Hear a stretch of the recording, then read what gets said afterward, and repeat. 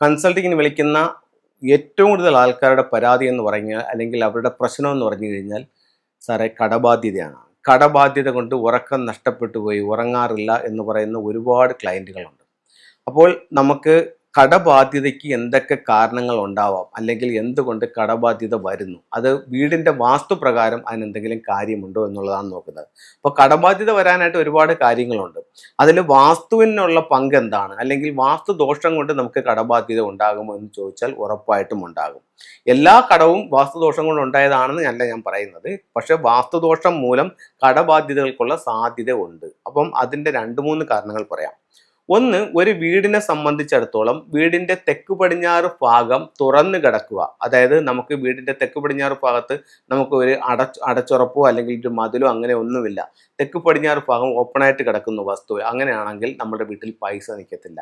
അപ്പോൾ വരുന്ന പൈസ വീട്ടിൽ നിന്നില്ലെങ്കിൽ എന്ത് സംഭവിക്കും? കടബാധ്യതയാവും. ഇനി നിങ്ങളുടെ വീടിൻ്റെ തെക്ക് പടിഞ്ഞാറ് ഭാഗത്താണ് നിങ്ങളുടെ സിറ്റ് ഔട്ടും നിങ്ങളുടെ പ്രധാന ഡോറും നിൽക്കുന്നത്, നിങ്ങളുടെ കാർ പോർച്ച് അവിടെയാണ് നിൽക്കുന്നത്, നിങ്ങളുടെ ഗേറ്റ് അവിടെയാണ് നിൽക്കുന്നത്. ഇത്തരം വീടുകളിൽ പൈസ നിൽക്കാതെ ധനനഷ്ടത്തിനുള്ള സാധ്യത വളരെ കൂടുതലാണെന്ന് ചൈനീസ് വാസ്തുകലയായ ഫെങ്ഷുയിൽ പറയുന്നു. അപ്പോൾ ഇത്തരത്തിലുള്ള കാര്യങ്ങളുള്ള വീട്ടിലും കടബാധ്യത ഉണ്ടാവാം. കാരണം പൈസ നിൽക്കാതെ വരുമ്പോഴത്തേക്ക് വരവിനേക്കാൾ കൂടുതൽ ചിലവാകുമ്പോൾ സ്വാഭാവികമായും കടത്തിലേക്ക് പോകും. അടുത്തത് തെക്ക് കിഴക്ക് അഗ്നികോണ്. അഗ്നികോണ് നമ്മുടെ ഫെങ്ഷു പ്രകാരം സമ്പത്തിന്റെ ദിക്കായിട്ട് കണക്കാക്കുന്നുണ്ട്. അപ്പോഴത്തേക്ക് ഈ അഗ്നികോണിൽ നമുക്ക് ഒരു സെപ്റ്റിക് ടാങ്ക് വന്നു അല്ലെങ്കിൽ ഒരു ടോയ്ലറ്റ് വന്നു, ഉറപ്പായിട്ടും കടബാധ്യതയ്ക്കുള്ള സാധ്യത വളരെ വളരെ വളരെ കൂടുതലാണ്.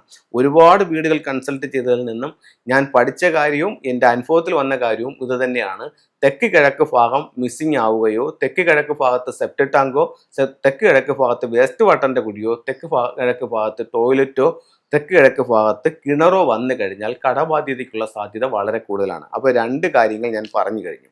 ഇനി മൂന്നാമതൊരു കാര്യം, ഇത് ഓരോ വീടിൻ്റെയും ചില കണക്കുകളെ ബേസ് ചെയ്തിട്ട് മാത്രമാണ് നമുക്ക് കണ്ടുപിടിക്കാൻ പറ്റുന്നത്. മറ്റത് നമുക്ക് പുറമേ പറയാൻ പറ്റും. ഇത് ഈ ചില നക്ഷത്രങ്ങൾ വീടിൻ്റെ ചില ഭാഗങ്ങളിൽ നിൽക്കുകയാണെങ്കിൽ അവിടെ നമ്മളുടെ പ്രധാന ഡോറ് വരികയോ അല്ലെങ്കിൽ അവിടെ നമ്മൾ കിടക്കുകയോ ഒക്കെ ചെയ്ത് കഴിഞ്ഞാലും കടബാധ്യത നമ്മളെ പിടികൂടും. ഉദാഹരണത്തിന് 7 എന്ന് പറയുന്നൊരു നക്ഷത്രം. ഇപ്പോൾ 7 എന്ന് പറയുന്ന നക്ഷത്രം എല്ലാ വീടുകളിലും 2 സ്ഥലങ്ങളിലായിട്ട് 7 വന്നിട്ടുണ്ട്. അത് എവിടെയൊക്കെയാണെന്ന് ആ വീടിൻ്റെ പ്ലാനും അതിൻ്റെ കണക്കുകൾ എടുത്താൽ മാത്രമേ പറയാൻ പറ്റത്തുള്ളൂ. അവിടെ നമ്മുടെ വാതിലോ അല്ലെങ്കിൽ അവിടെ നമ്മുടെ ബെഡ്റൂമോ വന്നു കഴിഞ്ഞാൽ നമുക്ക് കടബാധ്യത ഉണ്ടാവാനുള്ള സാധ്യത കൂടുതലാണ്. അപ്പോൾ കടബാധ്യത കാരണം ബുദ്ധിമുട്ട് നിൽക്കുന്നവർക്ക് ഇത്തരത്തിൽ എന്തെങ്കിലും പ്രശ്നം കൊണ്ടാണോ നിങ്ങളുടെ കടബാധ്യത വന്നിരിക്കുന്നത് എന്നൊന്ന് മനസ്സിലാക്കണം. അങ്ങനെയാണെങ്കിൽ ഫെങ്ഷുവിൽ അതിന് കൃത്യമായിട്ടുള്ള പരിഹാരങ്ങൾ നിർദ്ദേശിക്കുന്നുണ്ട്. അപ്പോൾ ഇത് കേൾക്കുമ്പോൾ, ഇത് ഒരു ആളിനെ വിളിച്ച് കാണിക്കുമ്പോൾ അത് അവർ പൊളിക്കാൻ പറയും, അല്ലെങ്കിൽ കെട്ടിടത്തിൻ്റെ വിസ്തീർണം മാറ്റാൻ പറയും, അല്ലെങ്കിൽ ചുറ്റളവ് മാറ്റാൻ പറയും, ചുറ്റളവ് തെറ്റാണെന്ന് പറയും. അപ്പോൾ ഒരുപാട് പൈസ നമുക്ക് ചിലവാകും. അപ്പോൾ അത്തരത്തിലുള്ള കാര്യങ്ങളിലേക്ക് പോകണ്ട എന്ന് നിങ്ങൾ തെറ്റിദ്ധരിക്കേണ്ട. ചൈനീസ് വാസ്തുകലയായ ഫെങ്ഷു പ്രകാരമാണ് നിങ്ങൾ വീട് കറക്റ്റ് ചെയ്യുന്നതെങ്കിൽ പൊളിച്ചു മാറ്റലുകൾ കൂടാതെ തന്നെ നമുക്കിതിന് പരിഹാരം ചെയ്യാനായിട്ട് സാധിക്കുന്നതാണ്. ഫെങ്ഷുവിൽ ഉപയോഗിക്കുന്ന ചില ടൂളുകൾ നിങ്ങളുമായിട്ടൊന്ന് ഷെയർ ചെയ്യാം. ഇത് നമ്മളിലേക്ക് ഒരാൾ പൈസ വാങ്ങിച്ചുകൊണ്ട് പോയി തിരിച്ചു തരുന്നില്ല, നമ്മളെ പറ്റിക്കുന്നു, അങ്ങനെയാണെന്നുണ്ടെങ്കിൽ അത് തിരിച്ചു കിട്ടാൻ വേണ്ടിയിട്ട് നമ്മുടെ ഈ സൗത്ത് ഭാഗത്ത് ഇത് ടൂൾ വെക്കുന്നത് നല്ലൊരു പരിഹാരമായി ഫെങ്ഷുവിൽ ഇതിനെ കണക്കാക്കുന്നുണ്ട്. അതുപോലെ തന്നെ പറ്റിപ്പുണ്ടാകാതിരിക്കാനും സൗത്ത് വശത്ത് ഇത്തരത്തിലുള്ള ടൂൾസ് വെക്കുന്നത് നല്ലതാണ്. ബ്ലൂ റൈനോ എലിഫന്റ് എന്നാണ് ഇതിൻ്റെ പേര്.